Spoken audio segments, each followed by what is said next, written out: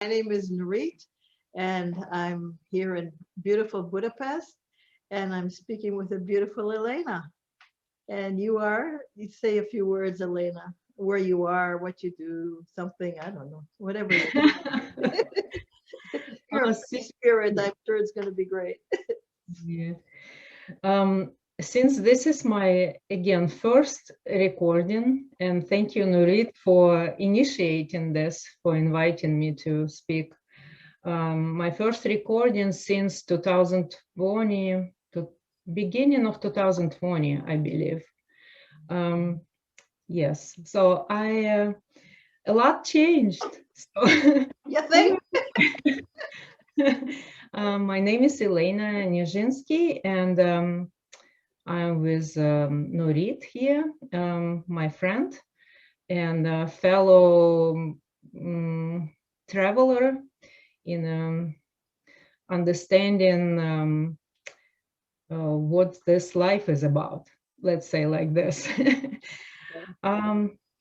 What's changed for me in the last year, that I more and more came to understanding that I am here to talk and to connect on a practical matters.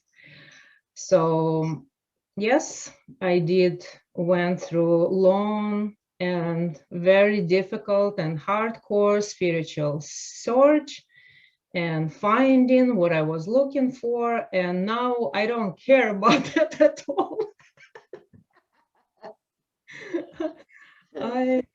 I came back to basics, post some pickles on Facebook, and talk about practicality, how to just live as a human being, as a woman,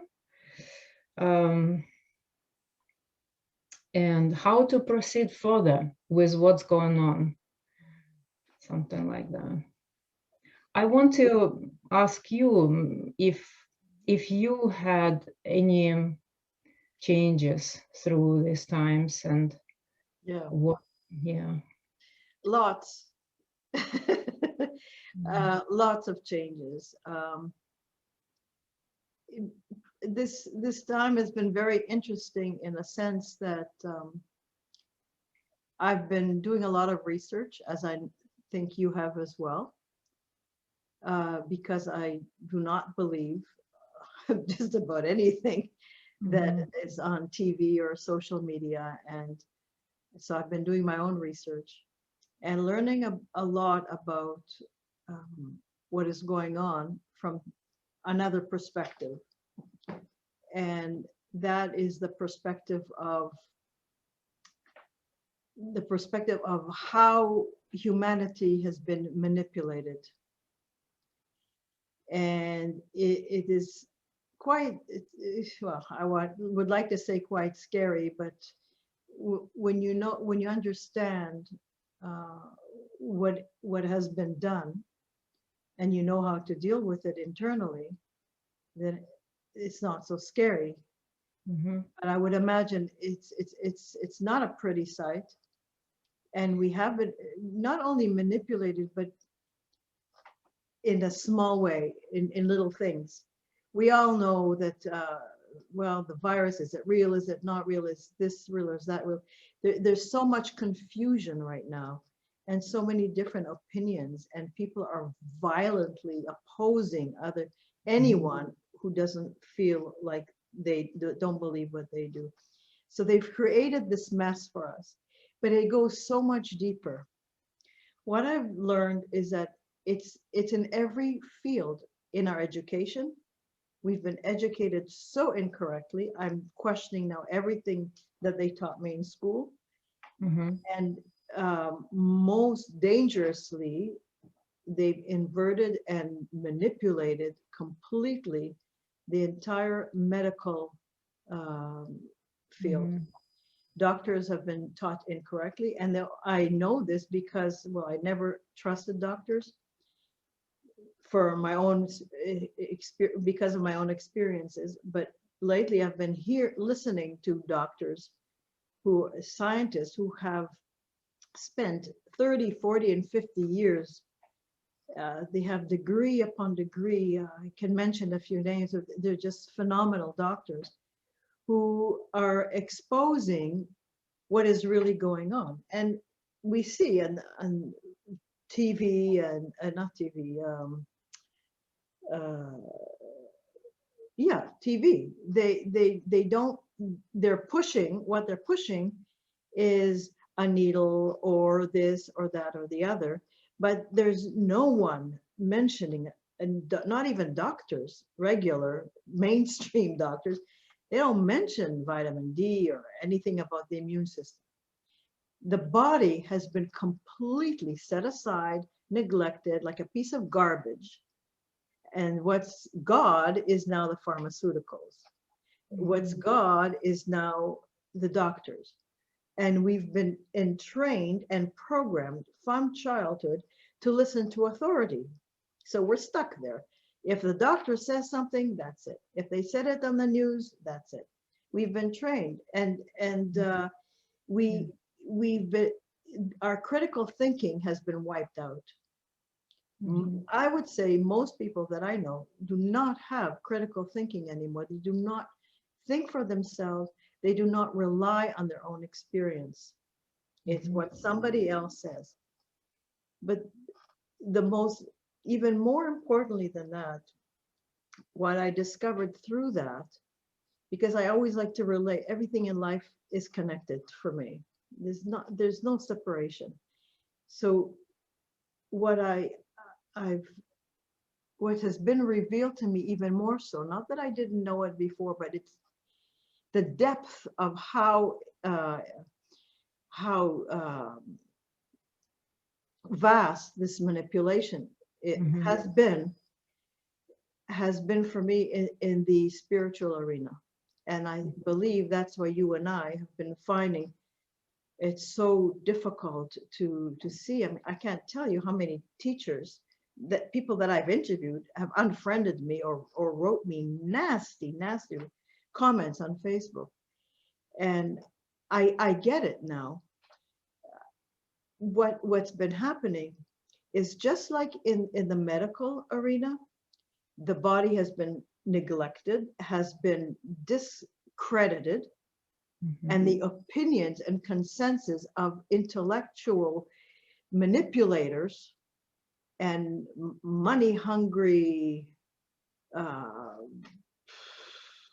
people, I don't want to call them by the name that we call them, but just as that has been done in the medical field, the same thing has been done in spirituality.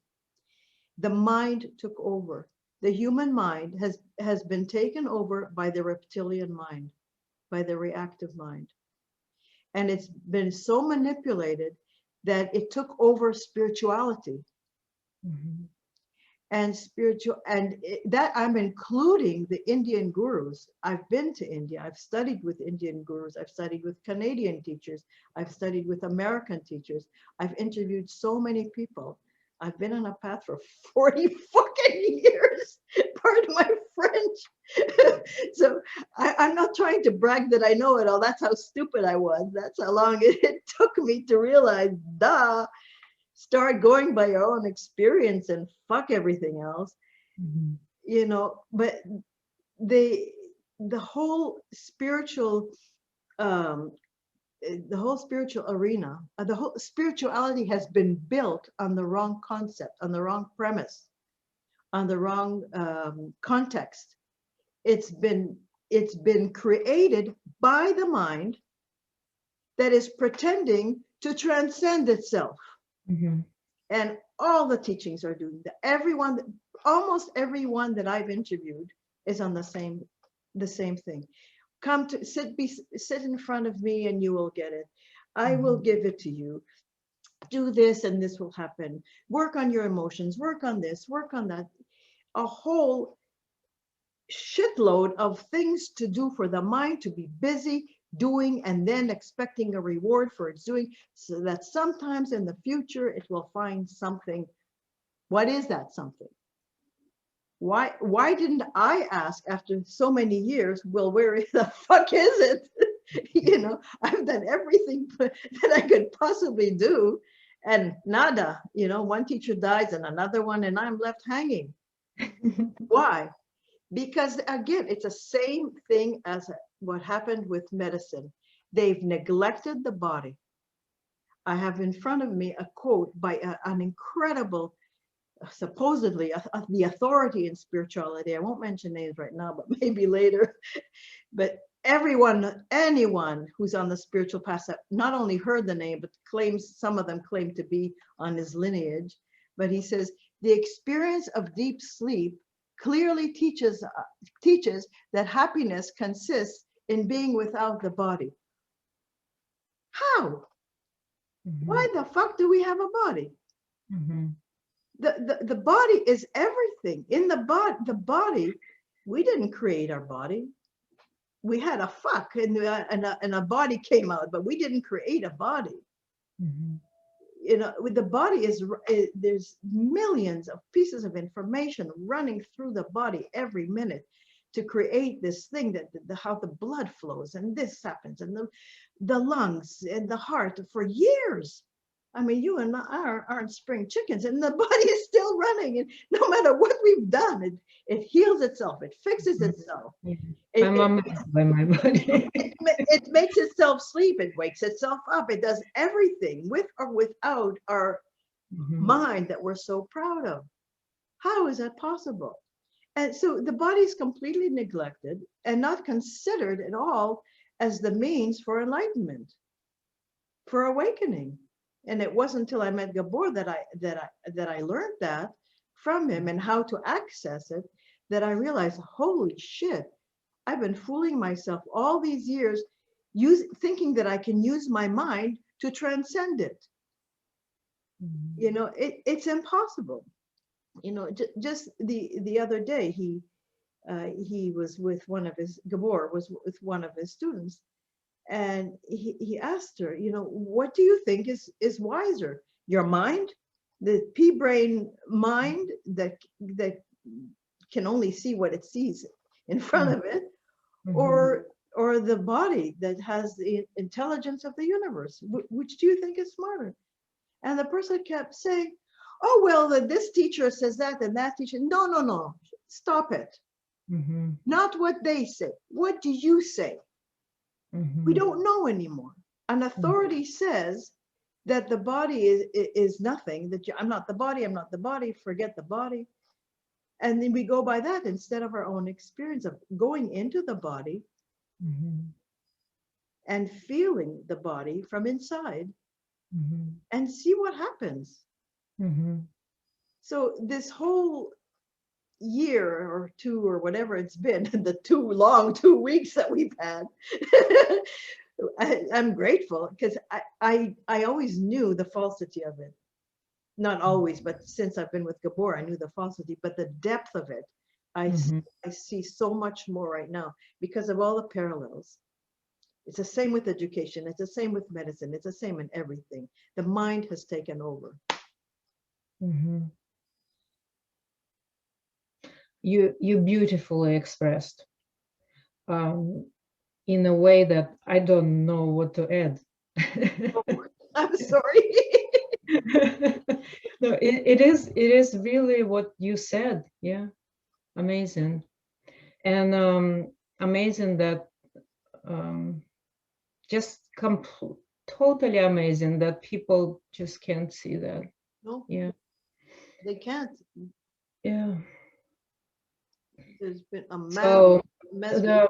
I was thinking about you said that you were unfriended by some of your friends, teachers in non-duality and spirituality. Yeah. And as you know, my interview was deleted from Buddha at the gas pump. Unbelievable. Unbelievable. And my interview had nothing to do with any of it. Of course. It was about my journey and the book I wrote. and helping people to find themselves. So it is unbelievable, and I'm also amazed that it was okay for me. Like, okay, so I had that experience. Now it's a different experience. I did want to talk about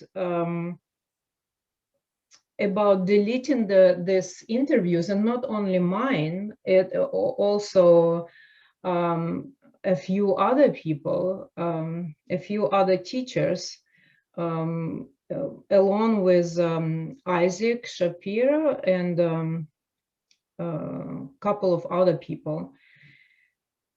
And we all had different, we all had different interviews, but they were not at all about what was going on in 2020 or 2021. But the reason was because we were outspoken, just like you, about what's going on. I don't watch the news, but some friends like you were sending me some things, and some I just skipped and some I looked up, and how you said, I felt the resonance of truth of some things, and some not, you know. Recently I wrote a little poem where I was saying that just feel if it's right.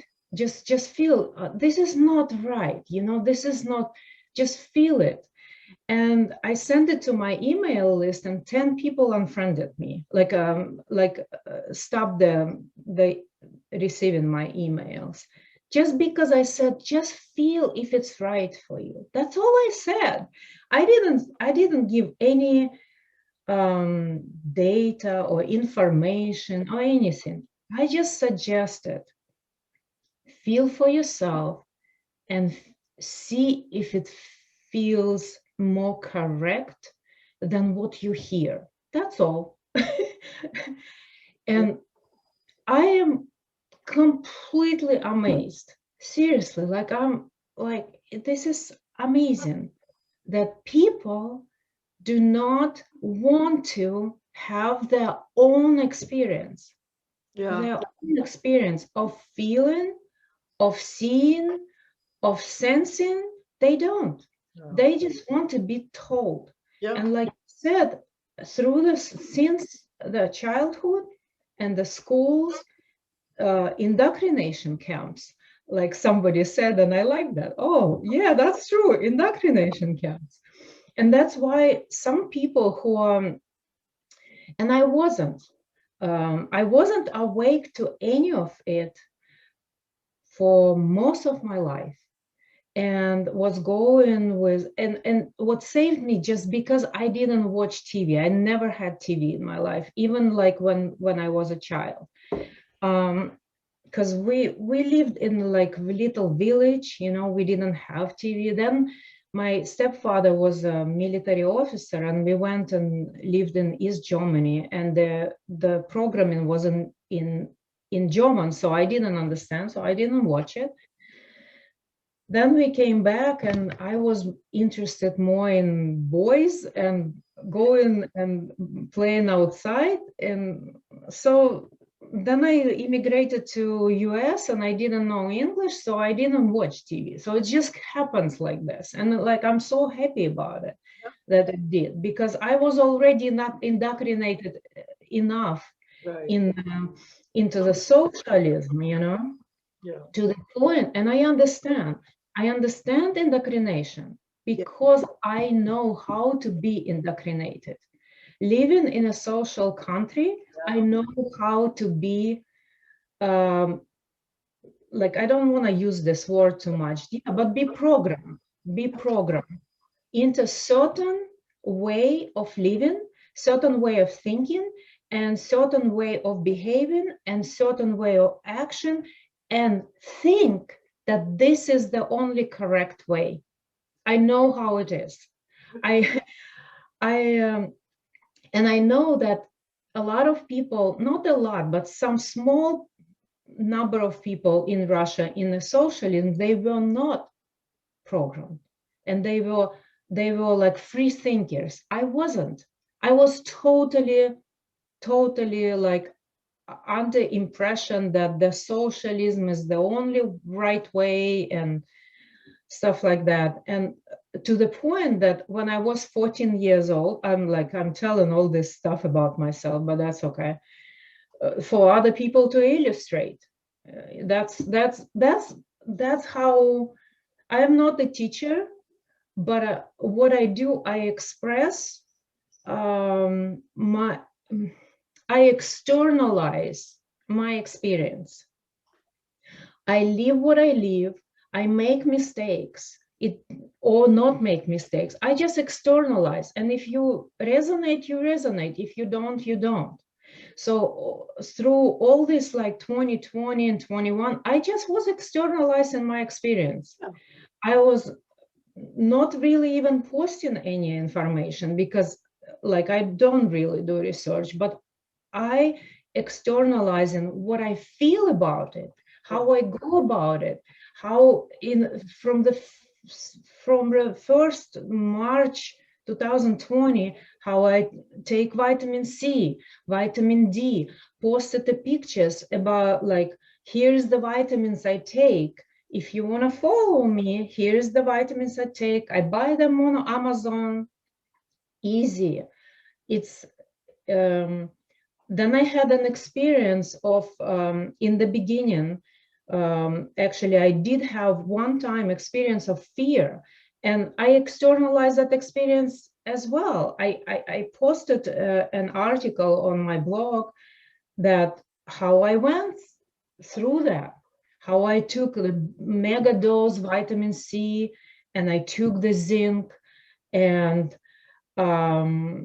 it was a very interesting experience. But anyway, that was experience of fear. Also, I did have, of course, in the beginning, we don't know what's going on, and I had that, and I just went through that. I allowed that fear to be in me instead of like running, oh my God, let's do the, no, there was no job at that time, but I don't know what people did. I just took vitamin C, big dose, like mega dose, and a zinc, 100 milligrams, which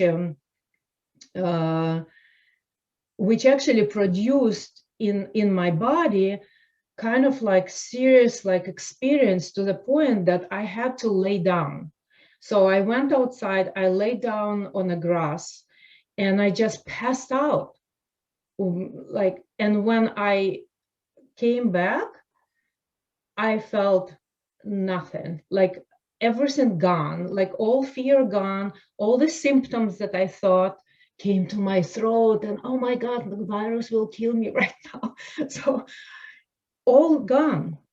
So I just allowed myself to go through that fear, to go through that experience, and took a right combination like vitamin C and that zinc. But I just want to tell people that 100 milligrams of zinc is a emergency dose, let's say like this. It's not everyday dose. But I took because somebody said, whom I don't remember, some kind of doctor said 100 milligrams of zinc and mega dose vitamin C. So I did it, and I wrote about it. So that's how I do it. And through 2020, I've been just basically externalizing my experience in a written form on a blog, on Facebook, and for that I was deleted. My interview was deleted on Buddha on a gas pump for just being open about my own experience. Yeah. Not pretending anything, nothing, not pretending to be, oh, let's get together, meditate, satsang. No, I was just talking about my experience through this 1.5 years. And if I explored something through the election, I explored different, like I never was political at all, like at all, because I don't watch TV. I have no idea. I don't care about these political parties, but it, like everything just didn't feel right, didn't feel right. So I explored that. I explored that in my, that was my own experience. I externalized that. Just for people resonate, read, not resonate, then read somebody else. Yeah, but you see what people find so dangerous in you, Elena, is that you have that ability to feel. You have you are honest, you are genuine, you are sincere, you're not afraid to look at things. You're not afraid of what comes to you from within or without. You have not, your mind and heart have not been bastardized so much by all this TV and articles, like you said. Maybe because it was before when I was a child. Exactly.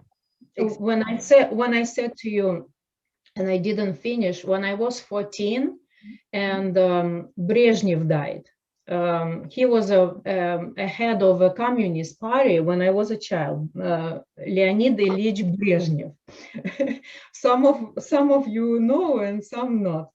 But Brezhnev was, so when I was born, Brezhnev was a head of a communist party. At 14, Brezhnev still a head of a communist party, and it was for long time in Russia.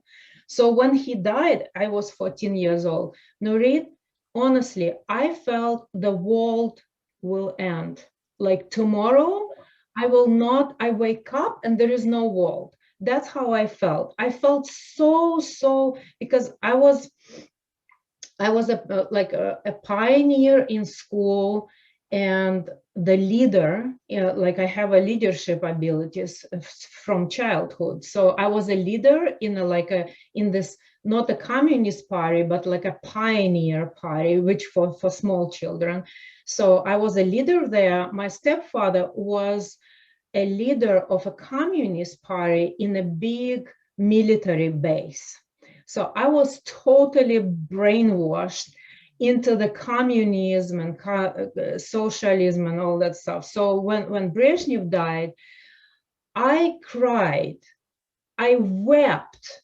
I remember I wept so much. I woke up and the world is still going.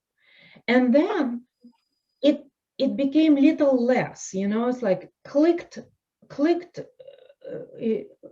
oh, life does not depend on the Communist Party. Yeah. When we are from childhood conditioned to certain way, certain structure in the society, it's very difficult. It's very difficult. And I know on myself, and that's why I felt like I want to externalize my experience going through this indoctrination 2020 and 2021 and probably going forward, right? Because I know how it is. Yeah. I totally like, Yeah. I've been there. Yeah. I feel that there's another deeper layer to all this, and you triggered that in me when you say to people, feel for yourself if this is right for you. And I think that's what people are scared of the most, and that's why they see you as dangerous. You can feel. You're a very feeling person, and I've known you for a while now, through our meeting here, from reading your book. You are your book. So you want to know who Elena is, read her book, and there she is. So you know how to feel. Most people don't know how to feel. They feel with their mind. They think that they're feeling, but it's a thought. They're not really feeling. They're not feeling with their heart. They're not feeling with the intelligence of their body. And if you don't feel with the intelligence of the body, inner body and with your heart, you're not really feeling. You think that you feel. And I see it all the time, even with some of the students of Gabor when they're having a difficult time with some of the practices. It's because the mind interferes consistently, because that's how we're being trained. We've been taught to believe what another mind is telling this mind. And then this mind makes up a decision of what it is and builds a concept and a template inside. And all their emotions are run by these templates, whether it's fear or anger, whatever trauma it was. And because our pineal gland is screwed up with, I mean, our critical thinking is screwed up with, we're so far gone from the body. An intelligent person that Gabor was speaking to took so long to realize that it's the if I want to find the universal intelligence, where would I find it? The body is a replica of the universe. It's the fractal of the universe. Where would I find its supreme intelligence? In the mind? But that's how we've been trained. So when you say to people, feel what's right for you, some people will just scare off. And other people will say, okay, I'll try to feel it, but they're feeling it with their mind. So they're not really. And I totally understand this, because I had an experience as well about it. I was in training, in a yoga training. I was in a yoga training, probably, I don't know, maybe 18 years ago or so. So I wasn't that young. I was in my 30s, okay? So in my 30s, and I was with a woman and we did the exercise, and she supposed to move my limbs and ask me what I feel. And so she would move to put me in some kind of yoga pose, and she would ask, what do you feel now? Then move, what do you feel now? Then move, what do you feel now? And I would tell her, right? And then suddenly she moved my leg in some kind of way that was some movement that my body didn't do before. And suddenly I felt my whole body,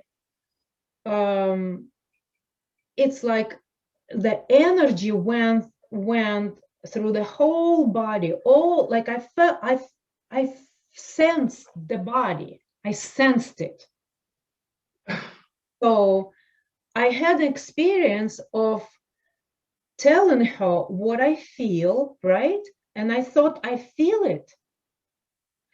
And then she did some kind of movement, and then I sensed the whole body. I sensed the whole energy going through the limbs, going through the whole thing. And suddenly I sensed my whole body, which I never had before. So somewhere in the childhood, that ability to sense your own body was cut off through some kind of experience. I was cut off from feeling, really feeling, sensing, and feeling my body. But I thought I was normal. I thought I feel. She would ask me what I feel, I would answer her. And then I had an experience of really feeling and sensing. And then after that, I was so like, I couldn't speak, I couldn't do anything. I just had to get out. So I got outside, and it was in Manhattan, in New York. And I started to walk. And I was walking through, like, I lost track of time. I just was walking like blocks and blocks. I was just walking and like fascinated to feel my body.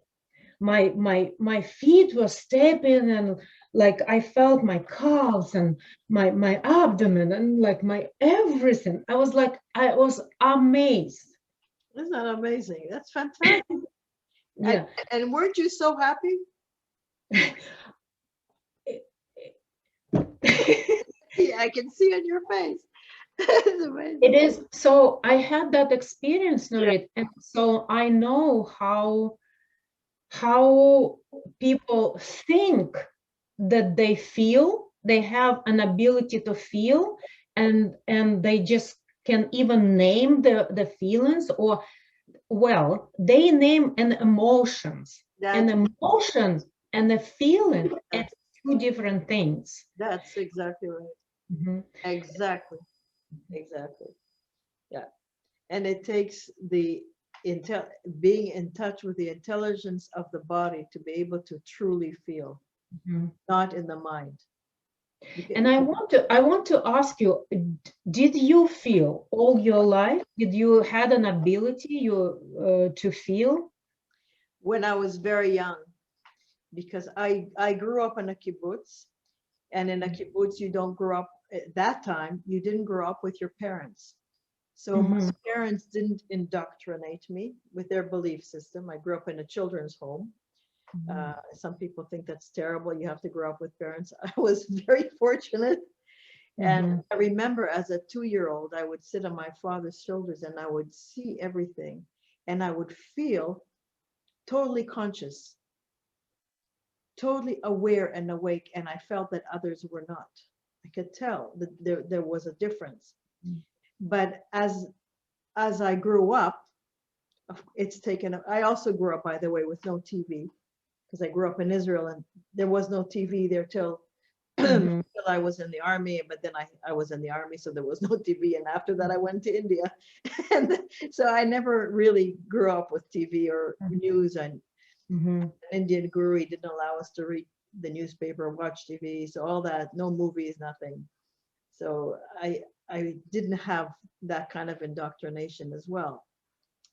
But it still was taken away from me because I was always, our society um, does not is not very generous in allowing us to feel and allowing us to be different, allowing us to be our own experience, our own being with the critical thinking and the critical feeling that we have. It doesn't allow you.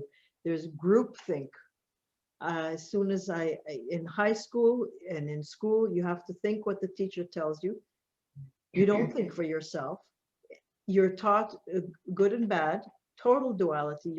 You do well in the exam, you're adored and praised and get a prize. You don't do, you get punished. On and on and on. And after that, I went to the army, and there it's all about obedience. You can't think for yourself for a second. You have to obey what the commander says, what the chief says. It's there is no thinking for Mhm. yourself. Then I went to the ashram. Again, there's no, the guru tells you. And the guru not only tells you what to think, he will do it for you. He will give you. And I see that even now on Facebook, so many teachers, oh, come to me for transmission. Mhm. I hear the word transmission. I want to puke. No one can transmit shit to you. You have to do it yourself, Mhm. you know? Gabor is like amazing and a wonderful place, and I wish I could be like him, but I can't be like him unless I do it to myself. He can teach me, he can give me tools, but I have to follow those tools and I have to practice them in order to be in the same state, for lack of better word, because it's not a state of mind, but in the same, if I want to feel the silence that he feels, I have to do the practices. He doesn't transmit it to me. He doesn't give it to me when I'm a good girl. Like, what the hell? I can't believe I That sounded sexy to me. I didn't mean it that way, but hey, if it turns you on, that's fine with me. It's our wedding anniversary today, so that's probably why. Yeah. Oh, wow. See, How long? How long? 6 years. We've known each other for longer. We've been together for 11, but Mhm. we've been married for 6 here in Budapest. Anyhow, so what were we talking about? It's okay. Most people will probably listen better now to this video because the subject of sex came in. Anyway, my point is, it, no one, there's no authority that I had to learn that the hard way, because I always thought, oh, there's the authority will give it to me, the teacher will give it to me. If I only do this, and then I'll get it. There's no such thing. Mm-hmm. You can learn techniques, you can learn, which I'm doing now. I'm learning practices that help me not only enter the body without the mind interference, because the mind will always try to stop, but helps me stay there and ward off the stuff, the suggestions, and the duality stuff. I mean, it's everywhere. Even when people who talk truth about what's happening in the world, it's all about, it's a battle of good and evil. Well, good and evil is also duality. There's a place that is so far beyond that. It's not the third dimension, it's not the fourth dimension, it's not the fifth dimension, it's not even a dimension. There's so many concepts out there, and now they're running wild with them, and I understand that, because it feels to a lot of people like the rug is being pulled out from underneath them. So the mind wants to latch on, but because we're not used to life without the mind, we're not used to functioning without the mind being in control.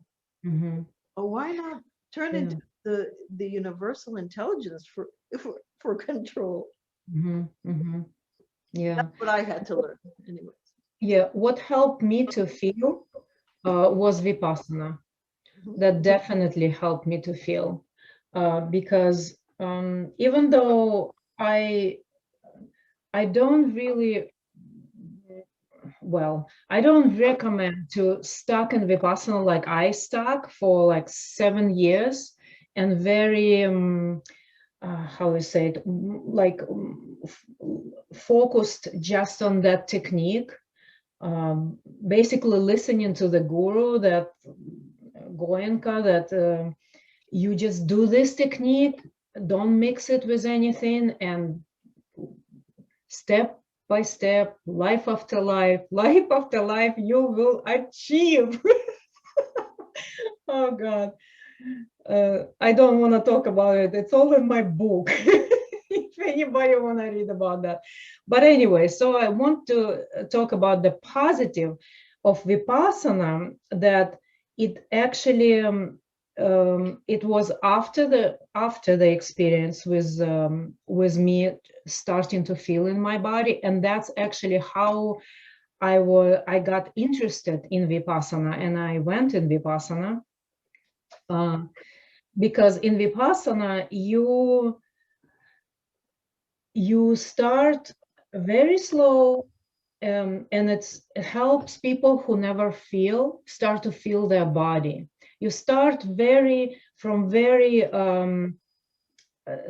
like surface level, let's say, of feeling, just the body, the sensations on the body, and then you go with time, it goes deeper, and you start to feel more dimension of that. But it's all not including the mind does his essential function.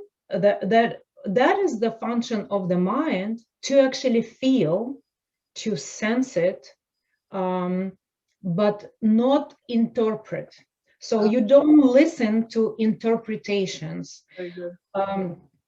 A lot of times when I sat in retreats in Vipassana, I would go through such a different experiences. The body would be on fire, probably like Kundalini or whatever it was, Shmundalini. I just didn't listen for interpretations. Whatever was going on, I had really wild experiences, but it stuck with me somehow that don't listen to the mind interpretations, to the stories about the experience itself. So I was just keeping with experience. And that actually, I think, very, very good practice for somebody to start really to go in their own body, in their own organism, in their own form, with the innate abilities of the mind to feel. Because what's feeling is the mind. What's feeling is it's all mind. Let's say if we go even deeper, right? If we even deeper, it's all mind, but it's not logical mind. It's not the brain mind. It's not the human limited perspective. When we say all the mind, it's a universal mind. I don't know, like how everybody say different words about it, and then that intelligence, and that is limited into human perspective. Yeah. And it's always subjective, always subjective. So if we talk about 2020 issue, so to speak, it's subjective from me. It's my experience. It's very subjective.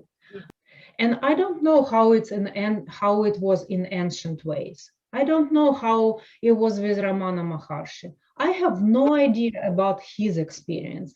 I know how it was transmitted through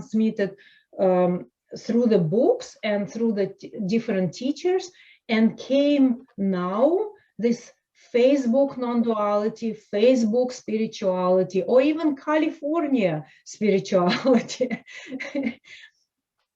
Yeah. It's not all inclusive. No. It's not. No. Even just the word non-duality, it has duality all over it. It's totally dualistic. Just that word, or Advaita, and all the a lot of the ancient Indian teachings are fake. And it took me it was very hard for me to see that for a long time. For me, my goal was to go to India and learn theirs. And I'm thinking, Nurit, maybe, okay? So I don't know how about in your experience, but in Vipassana, I met a lot of people from India and from those countries, and they don't have this issue with not feeling their body. They didn't lose that connection. Right. They have that.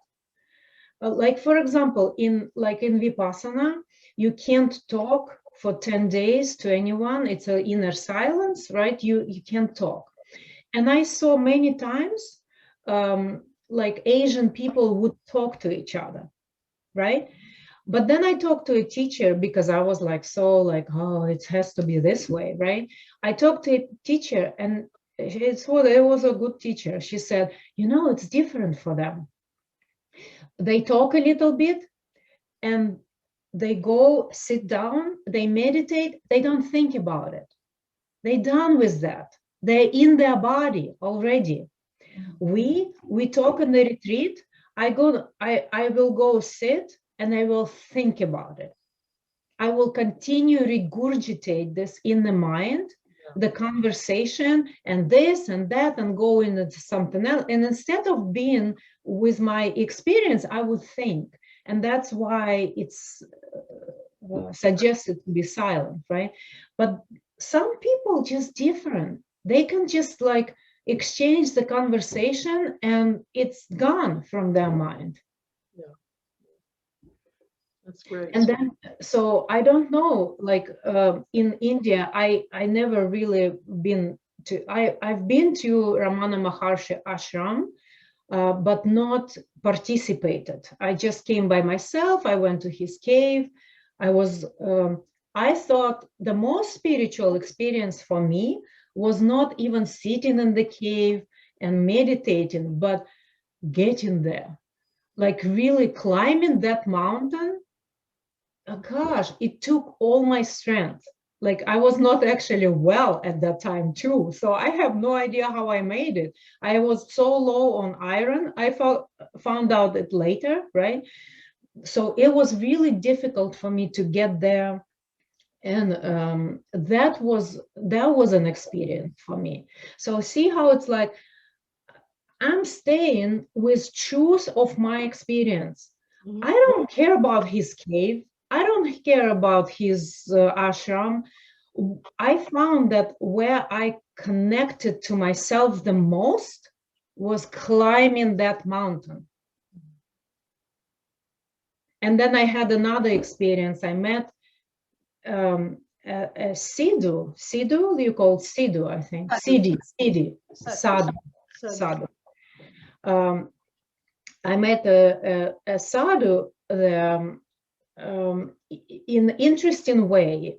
There was a lot of monkeys, and they were on my way, and I climbed almost till the end. And they were on my way. They will not give me a way to go to the cave. And I spent like 2 hours climbing that mountain, all like sweating like hell, because it was also so hot. It was like more than 40 degrees outside. I think it was May, and it's very, very hot there. It's the hottest ever. Yeah, it was, and I don't operate in a hot environment well. So, but I made it. It was like I made it. And then these monkeys, so I do a step and they like really aggressive. And I almost started to cry because I made to this cave, right? And I see this sadhu, and he called me and he said, he gave me his how you call that, like in Russian is palka, stick, like a stick, walking stick. So he gave me this walking stick, and he said, you go, and when you're done, you just bring back. And I thought it was so generous, because like, what if I'm gone with with that stick? How the guy he's old, right? So I took the stick, and monkeys started to part in front of me when I was walking with the stick. So I came to the cave and meditated, and then I went back. I gave him a stick, and I thought maybe I should give him some money, because I don't know the customs or whatever. I had no idea. So I reached for my purse, and I said, would you take some money? He's like, yeah. And that was a spiritual moment for me. I'm holding my wallet, and I have like $100 there and like some little money, right? And my mind is thinking, okay, $100 is like too much. Like it's a big money, right? And then, so I reached and I don't remember, probably like $5. I found $5 and gave it to him. And again, I'm not sure about it. And my mind is like overtaking me. And I'm asking, like, is it like enough? And he's like, enough. So I went, Nurit, I remember this many years. Remember that, because that was real for me, to try to figure out the amount of money that he's offering to me would match. Yeah. That was my real experience. And what I came to, that I was greedy. Oh. I felt greed. That's what I felt. I felt greed. And I've been actually working on the financial security, because I had some experiences in life that made me contract at that time and feel the greed. And that was a real experience for me, that Ramana Maharshi place facilitated. Not meditation, Mm-hmm. This Yeah. real stuff. Yeah. And that's what I've been talking for years, probably already like 10 years. Real experiences like this, not something that you go in your head, like you said. Well said. Well, it's been really wonderful seeing you again.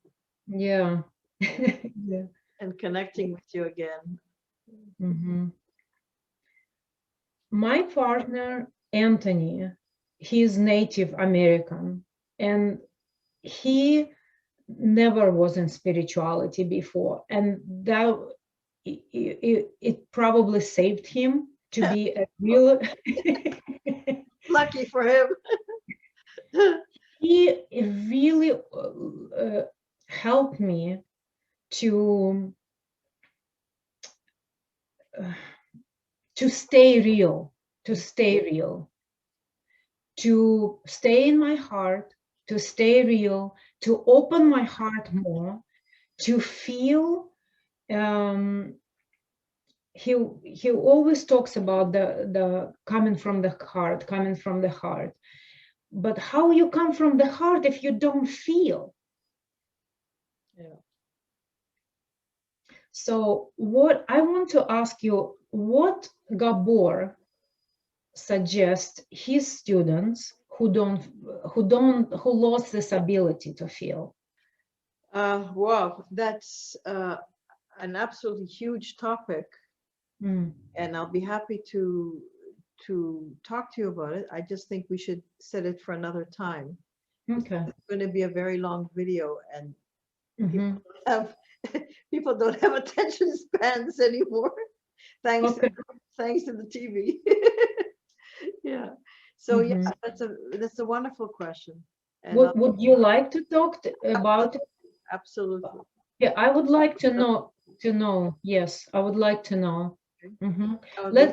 Let's meet another time and talk about this kind of things. And you because I did saw a few videos of Gabor, and I felt I saw that he is very different from everybody else. Yeah. Yes. He reminds me of mystic. Something mystical about him, and at the same time something very, very real and human. And the combination of it is very interesting because it's like he's like no one else. That's right. Mhm. That's right. That's right. Absolutely. I would love to know his methods that he found, probably from his own experience, because that's how it is. Yeah, absolutely. We'll do another one, and we'll get into that. Wonderful. Yeah. Okay, I know it's late now, so I wish you good night. I wish you a very good day, a good Sunday. You're just starting. Yeah. Let me tell you from my experience, Sunday is great. You'll enjoy it. Okay. I already been there, so I can tell you my experience. We'll do next time on Sunday. Yeah. And hi to Gabor too. I will, and give my love to Anthony from Gabor as well. We really liked him very much when we met. Well, both of you. It was wonderful. Okay. Thank you everyone for watching, and I hope you enjoy this conversation as much as Elena and I have.